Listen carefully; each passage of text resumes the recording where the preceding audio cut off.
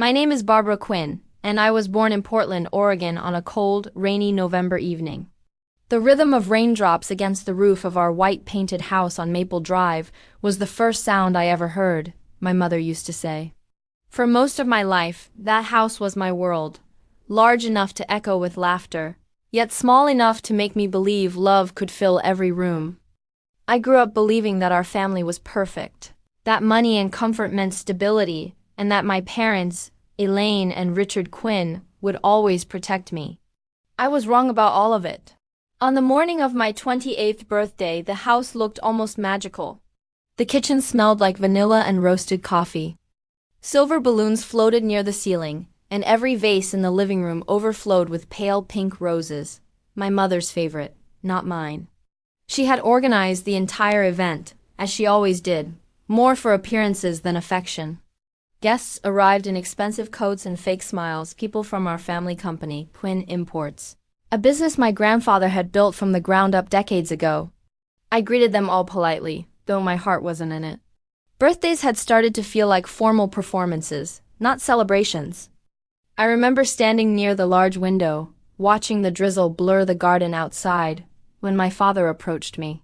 "You look lovely, Barbara," he said, his voice calm but distant, as though he were addressing a colleague.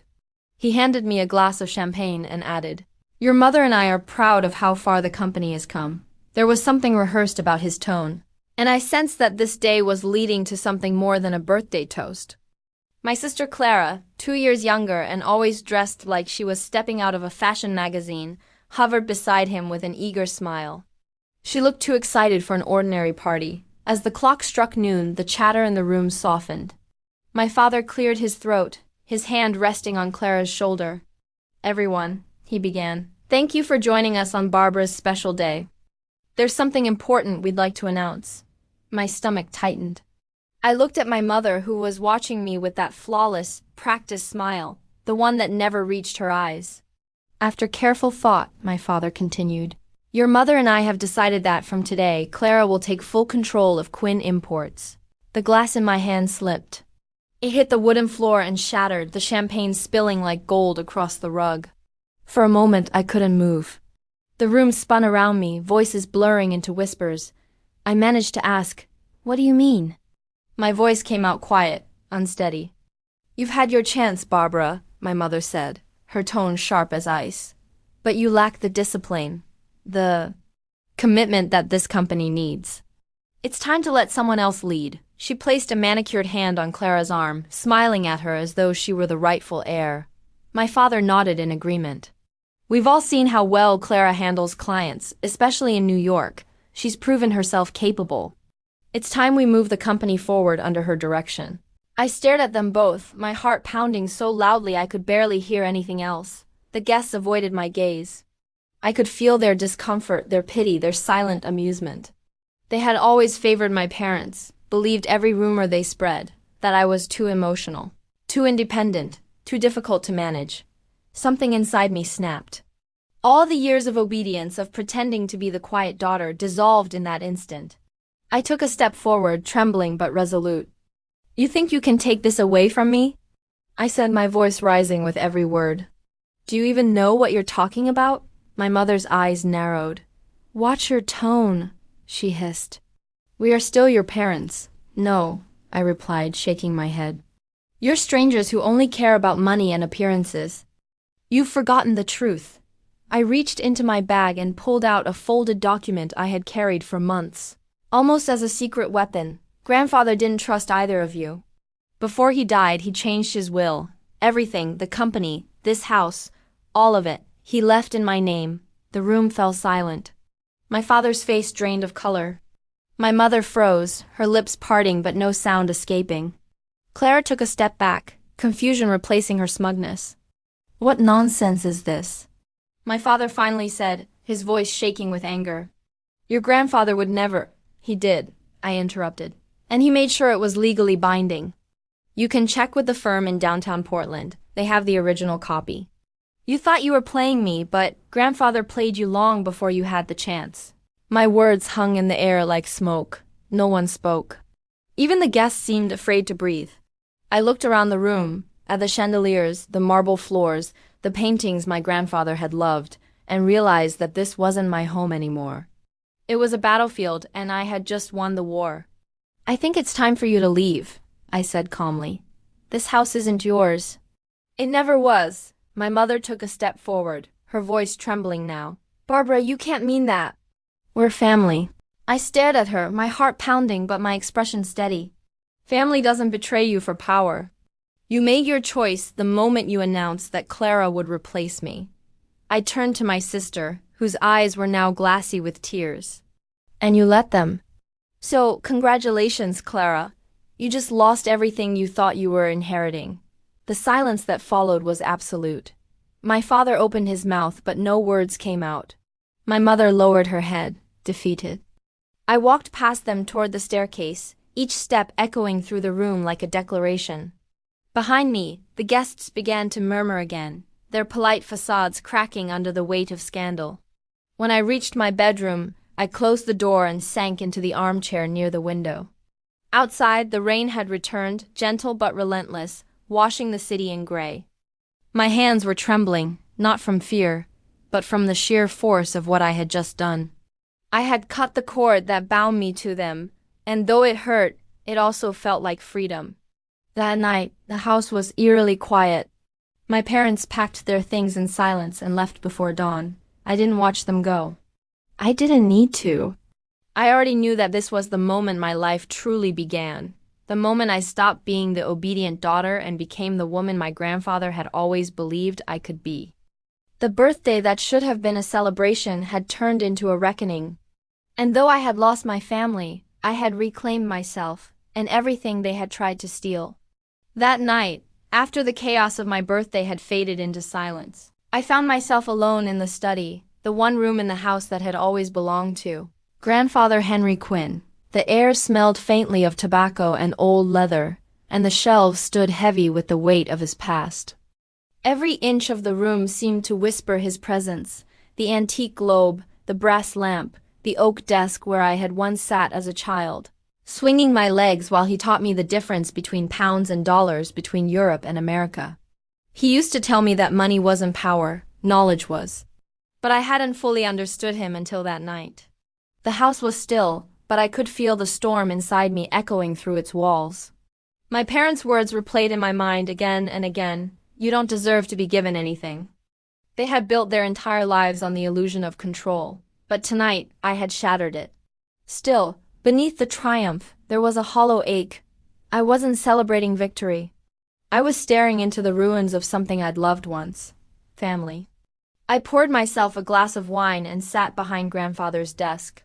The wood was cool under my palms. From the bottom drawer, I pulled out a small, sealed envelope, cream-colored, its edges yellowed with time. On the front, in my grandfather's elegant handwriting, were the words, "For Barbara, when the time comes." The time had come. With trembling hands, I broke the seal. Inside was a folded letter and a second envelope containing legal documents. His handwriting flowed across the page in dark blue ink, steady and deliberate. "My dearest Barbara, if you are reading this, it means I am no longer there to guide you. I have watched you grow into the only one in this family with both heart and sense. Your parents will try to take what is not theirs. They cannot help it. But I have ensured they will never succeed. Everything I own, the estate, the company, the vineyard in Napa, the accounts in both America and Europe, they belong to you. You will face betrayal, but do not let it harden you. Strength is not cruelty, it is courage wrapped in truth. You will feel alone, but remember, solitude can be a friend if you learn to listen to it. Your grandfather Henry Quinn." Tears blurred the ink as I read those words. I could almost hear his voice again, calm, confident, never cruel. I realized then that he must have known, long before his death, what kind of people my parents had become. He had seen through their charm, their greed, their hunger for prestige. And in his quiet, methodical way, he had protected me not through confrontation but through foresight. I unfolded the second document. It was the original will, notarized and sealed. My name appeared again and again, followed by lists of properties, assets, and holdings. The Quinn family estate in Portland. The Quinn Imports Company, valued at over $28 million. The Napa Valley Vineyard, appraised at $7.6 million. Two European investments, one in London, another in Berlin. Every signature, every legal seal confirmed what I already knew in my bones. I was the rightful heir. And for the first time, I didn't just feel powerful. I felt seen. Grandfather had trusted me more than anyone else in this family ever had. The next morning, sunlight streamed through the tall windows of my office downtown. The staff looked nervous as I entered. Rumors of the family fallout had spread quickly. I called my attorney, Michael Carrington, a man who had served our family for decades, and asked him to meet me immediately. Within an hour he was there, briefcase in hand, spectacles low on his nose. When I showed him the will, his expression shifted from skepticism to astonishment. "Barbara," he said softly, scanning the seal, This is authentic. I remember your grandfather requesting this document years ago, but I was never told who the beneficiary was. Now it makes sense." He looked up at me, adjusting his tie. "Legally, you own everything. No one can contest this, not even your parents." He made sure of it. A strange calm washed over me. "Then it's time to make things official," I said. Later that afternoon, I arrived at the company headquarters. My parents were already there, standing in the lobby as though nothing had happened. My father's jaw tightened when he saw me. My mother pretended not to notice. I handed the receptionist an envelope. "Please deliver this to every department head," I said. Inside were copies of the will and a formal notice of leadership change, naming me as sole owner and CEO of Quinn Imports. When I walked into my father's office, he spun around, his face red. "What the hell do you think you're doing?" I laid the document on his desk, the paper sliding across the polished wood. "I'm doing what grandfather wanted," I said. "What's right?" My mother stood beside him, clutching her pearls as though they were a shield. "Barbara, you can't be serious," she whispered. "You'd throw your own parents out like this." I met her gaze without flinching. "You threw me out first." "I'm only returning the favor." They stared at me, speechless. The power dynamic had reversed completely, and for the first time in my life I was no longer the obedient daughter or the expendable heir. I was the one in control. Security escorted them out minutes later. I didn't watch, but I heard the commotion in the hallway, my mother's angry sobs, my father's threats. When the noise faded, I walked to the window and looked down at the city. The streets stretched wide and golden beneath the afternoon sun. People moved like tiny figures in a world I was finally free to shape. But freedom has its own kind of loneliness. That night I returned home, the house echoing with emptiness. Every sound, the ticking clock, the creak of the stairs, reminded me of what I had lost. Power came with silence. Justice came with isolation.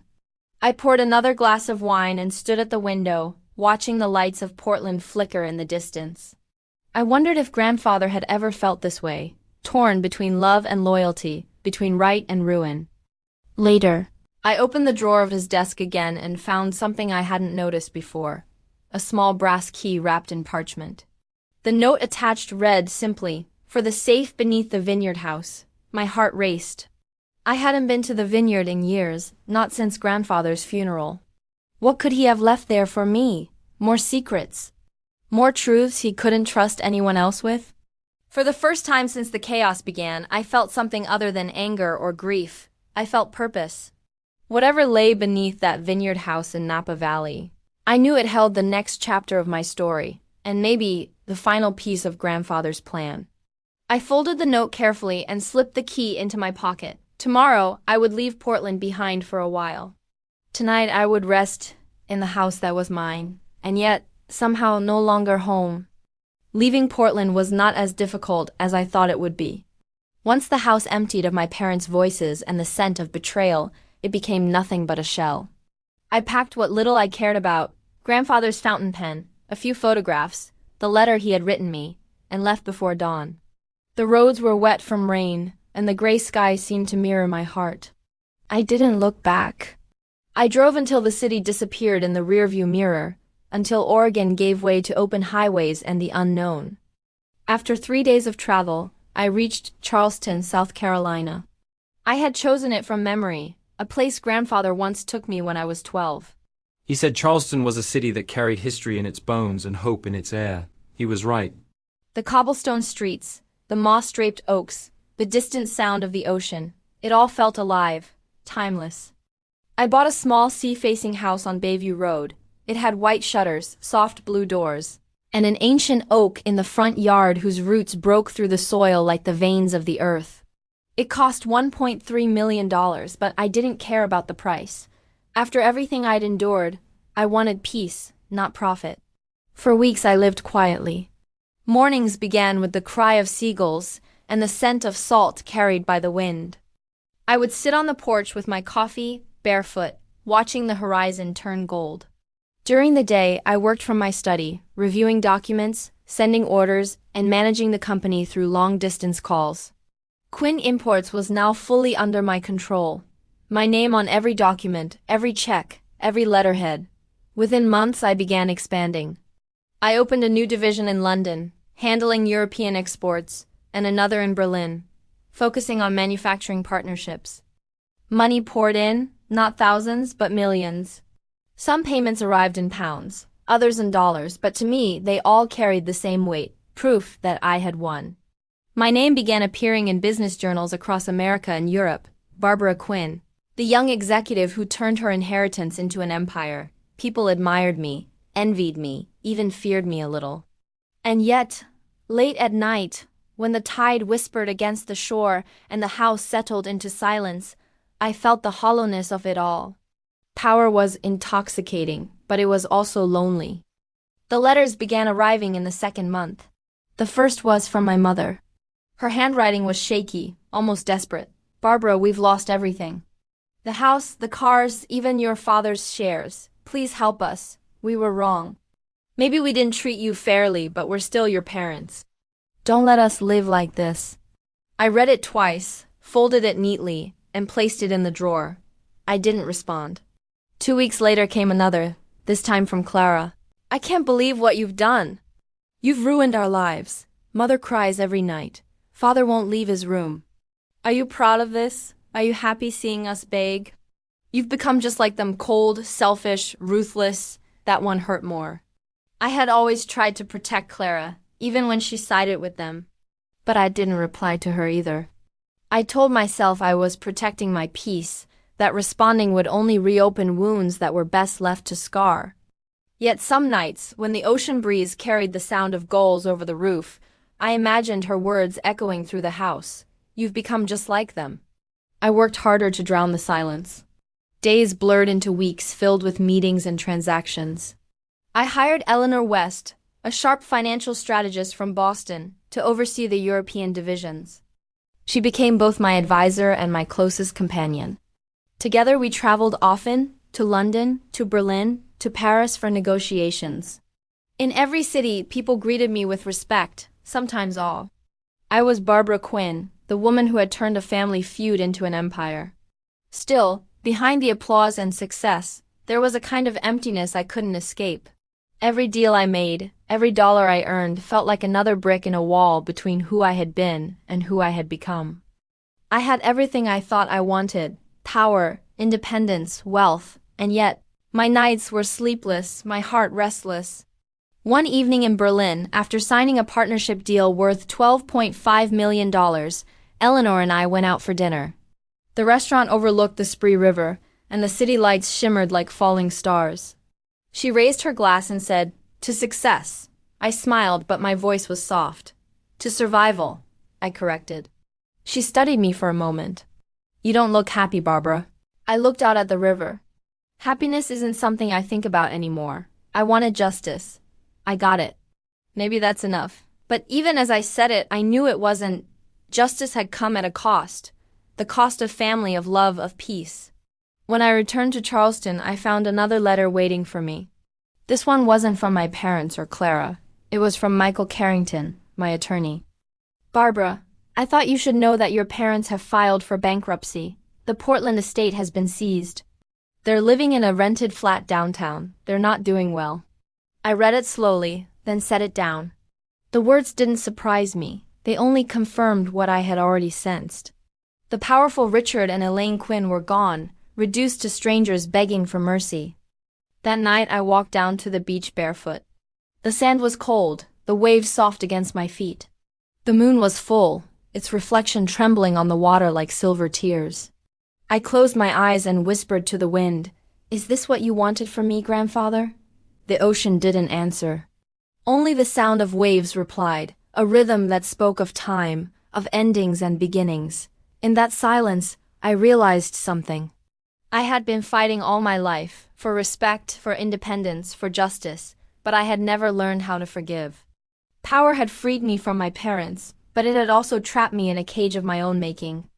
I had built an empire out of defiance, not love. The next morning, I sat at my desk and wrote 2 checks, one for $50,000, addressed to a local shelter in Charleston, and another for $200,000, sent anonymously to a Portland charity that supported struggling families. It wasn't forgiveness, not yet. But it was a beginning, a quiet acknowledgement that wealth meant nothing if it couldn't heal even a fragment of what was broken. As the sun rose over the ocean, painting the sky in shades of amber and rose, I finally felt something I hadn't in years: stillness. The price of power was steep, but maybe, just maybe, I was beginning to learn how to pay it. 5 years had passed since the day I left Portland behind. 5 long, restless years that reshaped me from the inside out. I had built an empire, healed in fragments, and carved a quiet life by the sea in Charleston. Yet, no matter how far I went, part of me remained tethered to the house on Maple Drive, that grand, broken monument to my past. Sometimes, in the middle of the night, I would wake with the sound of rain in my ears and imagine it falling against those old windows again. I told myself I had no reason to go back, but the truth was simpler. I was afraid. Afraid that seeing it would unravel everything I had worked to become. Then, one crisp autumn morning, a letter arrived from Michael Carrington, my attorney.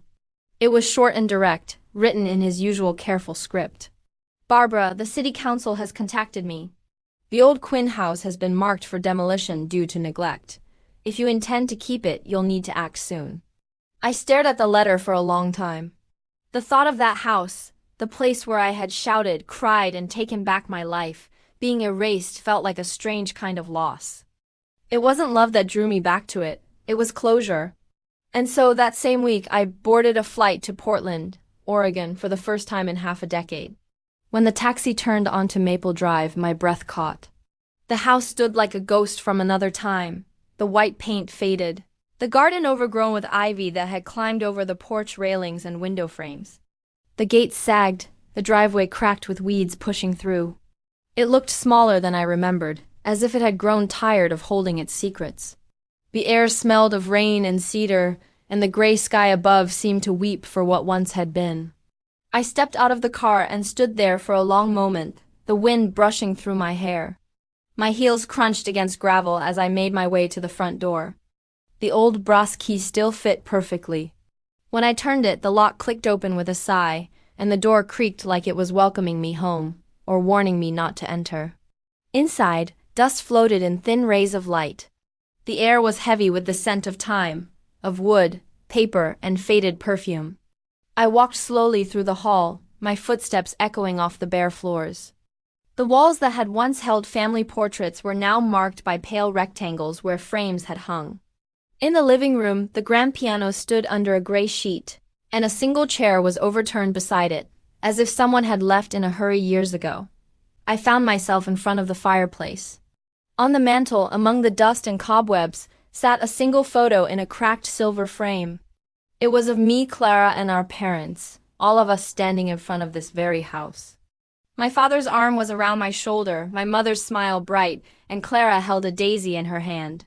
We looked happy, untouched by greed or resentment. I stared at that photo for a long time, feeling a strange ache that wasn't anger anymore. It was nostalgia, or maybe sorrow for what could have been.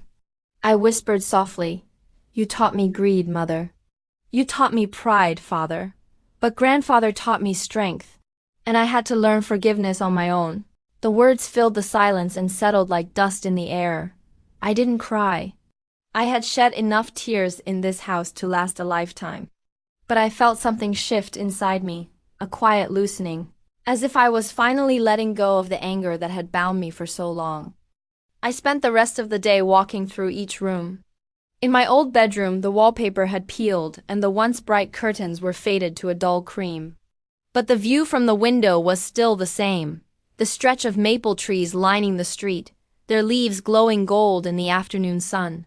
I sat on the edge of the dusty bed and closed my eyes. I could almost hear Grandfather's voice again. Strength isn't about holding on, Barbara. It's about knowing when to let go.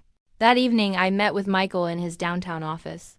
He was older now, grayer at the temples, but his eyes still carried that same quiet intelligence. "It's your choice," he said gently. "You can sell the property or preserve it. Either way, it's worth millions." I thought about it for a moment before replying. "I don't want to sell it, but I don't want to live in it either." He tilted his head. "Then what will you do with it?" And that's when the idea came, simple but pure. "I'll give it new life," I said. "I'll turn it into a home for women who have nowhere to go. Women like I once was, lost, betrayed, looking for a place to begin again." Michael smiled, the kind of smile that carried respect. "Your grandfather would be proud," he said quietly. Within a year, the house was reborn. The vines were trimmed, the walls repainted in warm ivory, and the floors polished until they shone. The sign above the gate read "The Queen Haven," and the first women moved in by spring. Some were young mothers escaping abusive homes. Others were women rebuilding their lives after losing everything. I visited often, sometimes bringing books or flowers, sometimes just sitting on the porch and listening to their laughter spill into the garden. For the first time in years, the house was alive again, not with greed or pretense, but with hope. Meanwhile, my company continued to thrive. I had grown it into an international force, spanning both America and Europe. The profits were staggering, nearly $12 million a year, but I no longer measured success in dollars or pounds. I measured it in the smiles of the women at the Haven, in the quiet peace that now followed me wherever I went. One summer evening, standing on the beach in Charleston, I watched the ocean shimmer under the fading sun. The water glowed silver, and the wind carried the scent of salt and magnolia. I thought of Grandfather again, of his letter, his foresight, his love. "You saved me," I whispered into the wind. And I hope, in some way, I've made it matter. Sometimes, when I close my eyes, I still see the house on Maple Drive, not as it was when I left it, but as it is now, filled with light, laughter, and second chances. That house, once the stage of betrayal, had become a sanctuary. And I, once the outcast, had become its keeper. My story began on a birthday that broke me. It led through loss, defiance, and discovery. But it ends, or perhaps truly begins, with peace. Because I've learned that freedom isn't found in power or wealth, it's found in forgiveness. And in the quiet moments, when the tide rolls in and the world feels still, I know that I am finally, irrevocably, free.